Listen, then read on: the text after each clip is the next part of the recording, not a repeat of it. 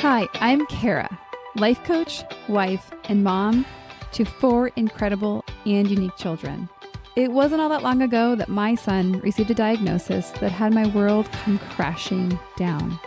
I lacked the ability to see past the circumstances, which felt impossible, and the dreams I once had for my life and family felt destroyed. Fast forward past many years of surviving and not at all thriving, and you'll see a mom who trusts that she can handle anything that comes her way and has access to the power and confidence that once felt so lacking. I created the Special Needs Mom podcast to create connection and community with moms who find themselves feeling trapped and with no one who really understands. My intention is to spark the flare of possibility in your own life and rekindle your ability to dream. This isn't a podcast about your special needs child. This is a podcast about you. If you are a mom who feels anxious, alone, or stuck, then you are in the right place. Welcome. Hello and welcome to the Special Needs Mom podcast. Here we are. It's almost Christmas time. And I want to start this episode off with just a little personal story to start us off on the topic. And I can start by saying there's been a lot of things that have not gone my way lately. In particular, this past year has been about getting my son onboarded with services that are provided by either state or federal programs, and ultimately securing meeting his needs on a long-term basis. And as with many things and how they go in this special needs life experience, it's taking a long time. And the first go around didn't go all that well.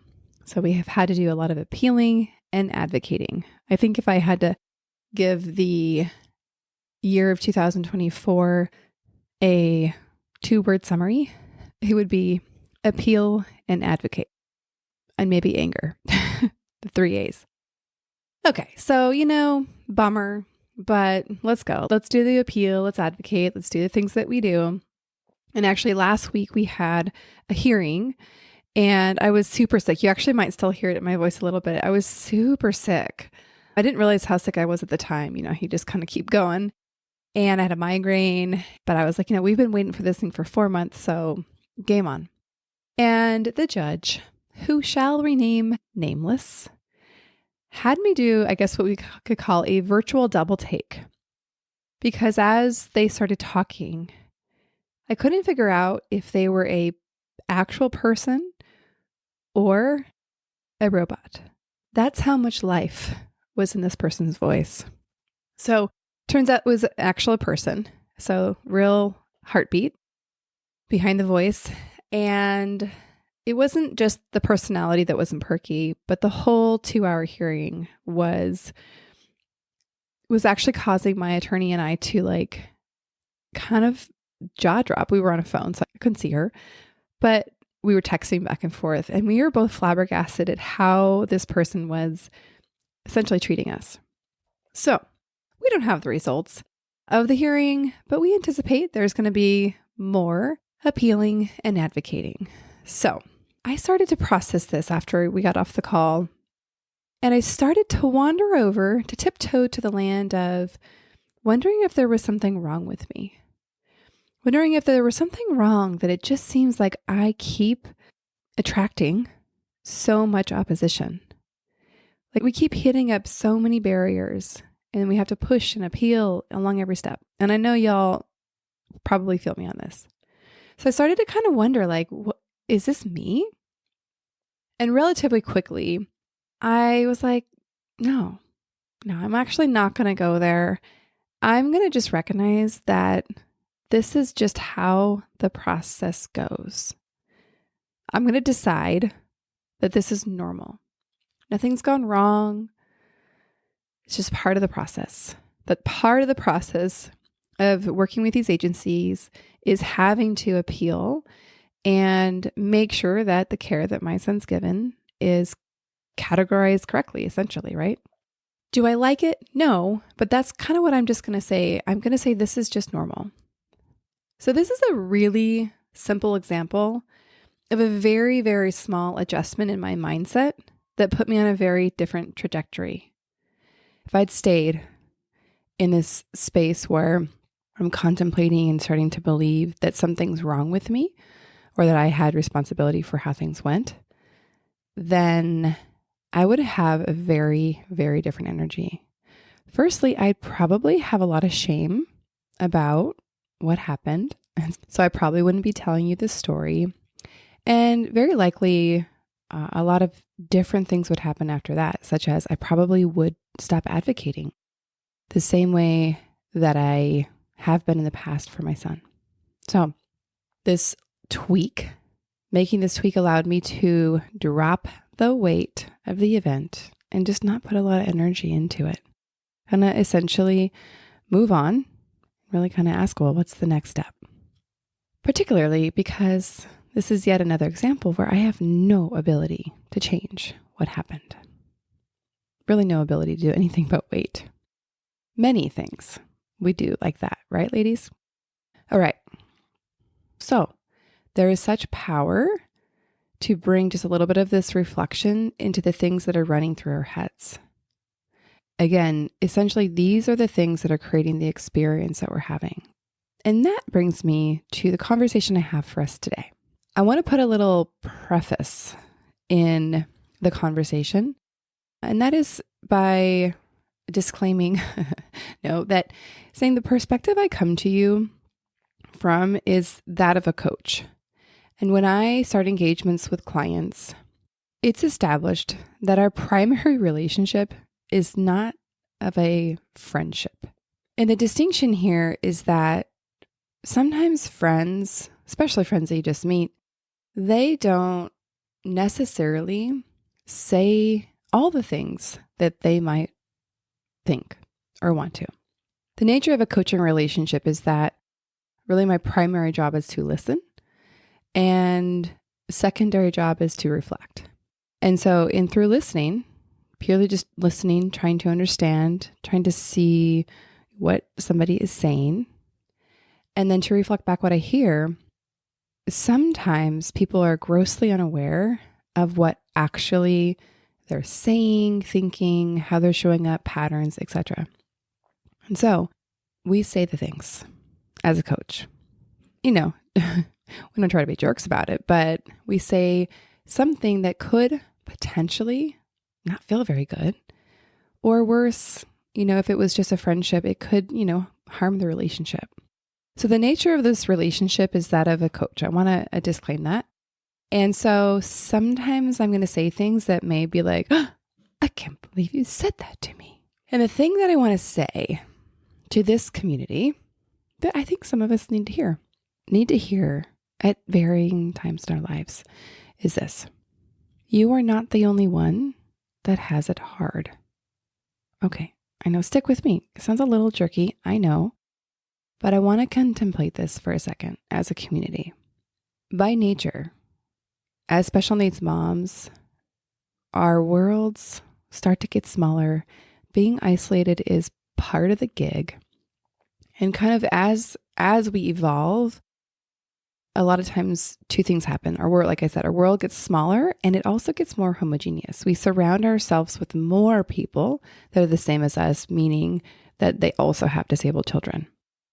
So what happens is that we start to see, nobody in our shoes. Many of us start by having zero friends that have disabled children.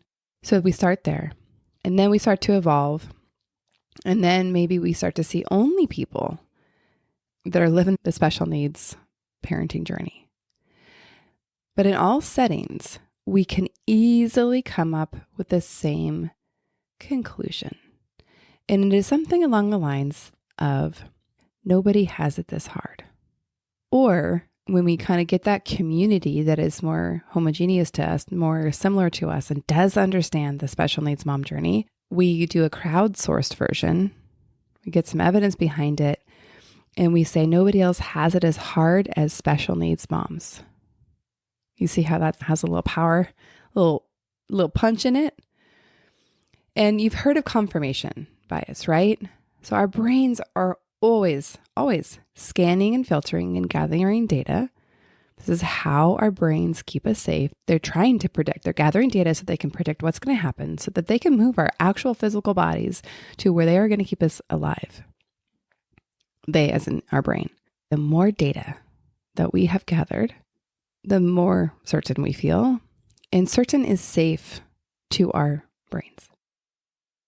And this is tricky because we can easily find ways to prove to ourselves, or maybe even try to prove it to our family, that our lives are hard and harder than most anybody else we know. So why this conversation right now, Kara? Come on, we're trying to get our Christmas jam on. Well, precisely. This conversation now because we're headed into the trenches of temptation. Temptation to compare and despair and to lose all joy and peace along the way. The holiday season for most of us is filled with what I'm going to call grief landmines. There's the holiday parties that are difficult, impossible to attend if we're even invited. It's the activities that we can't do as a family because of the needs of our child. It's the gift-giving tradition that just pushes us to face the reality of who our child is and is not. It's the stress of having time off with these darling kids and a super hard time filling that time in a way that we mutually enjoy. So filled with grief landmines. I want to present to you 2 options, and I'm obviously encouraging you to take the second. So the first option is really kind of centered in this mentality that nobody has it this hard. So the first option here is that we suffer. We suffer through the next few weeks and months, or who knows how long. And what I'm describing is we slop around in self-pity. Just kind of slop back and forth and different variations of why we have it so hard, and especially that comparison of why we have it harder than everybody else. Self-pity is defined as self-absorbed unhappiness. And in this place, you're going to gather evidence for why your thesis that nobody has it this hard is true. And you might even ask your friends to join in. You're going to tell stories and make sure that they solidify your self-pity based story. Now, don't you worry. I think you're going to like alternative 2. Because if you're like, but Kara, it's hard and I need to tell my story. That is the true experience that I'm having. Okay, you're right. And don't you worry. I think you're going to like option 2. So here's the alternative. This is the second option, the one I am obviously encouraging us to take. Because I can guarantee we've all settled into the self-pity story various times in this journey. I'm just suggesting that we don't stay there. Option 2 would be, if I had to kind of bottom line it, it'd be the self-compassion approach. And so this is, you approach yourself with self-compassion and you acknowledge yourself for doing hard things. Because let's be real, we got some hard things to do, ladies. Like earlier when I was talking about this hearing, that was hard. It's hard to do and face the things that we have to do. In this approach, your feelings are real. So I am not suggesting that this option is well, everything's great. No, this is not disingenuous. This is real. This is authentic. This validates your feelings. Self-compassion validates your feelings. And the key word in this second approach is and invites you to treat yourself with kindness. So I want to emphasize the difference of what I'm pointing to. Just like the example I gave earlier, the difference is actually quite subtle. It's not like this huge difference. There's a very internalized difference too. So internally is where the shift starts. And then externally, I think we could see a difference, but it's going to start internally. Internally, specifically with where your mind settles, what you think about over and over again, like what you spend your day ruminating on. So like I said, both terms are similar. Self-pity involves dwelling on one's own suffering and then feeling isolated. While self-compassion means treating yourself with kindness and understanding and recognizing that everyone experiences difficulties. And it allows you to see your experience with a broader human context. The key here is not feeling alone in your struggles. Essentially, self-pity is like poor me, while self-compassion is about acknowledging your pain while still supporting yourself with kindness.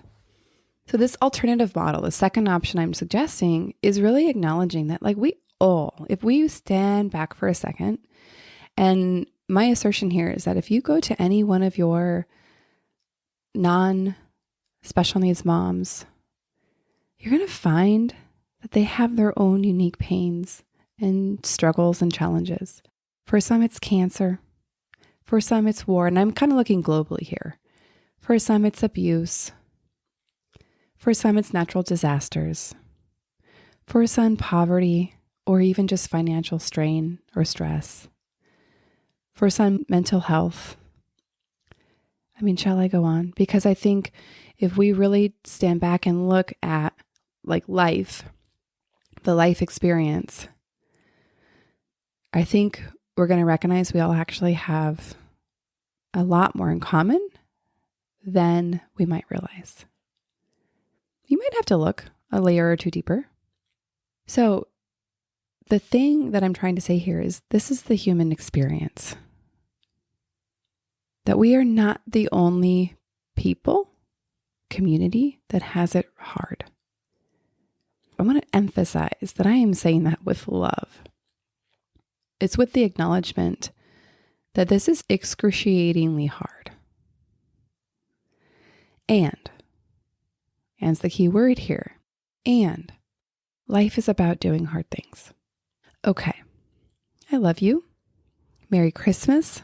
For those of you who celebrate in the Christian tradition, my Christmas wish for you is that you experience the peace of God this season, especially in the context of this conversation and all that's wrong or hard, devastating and heartbreaking in the world. How good is it to have hope in pure love?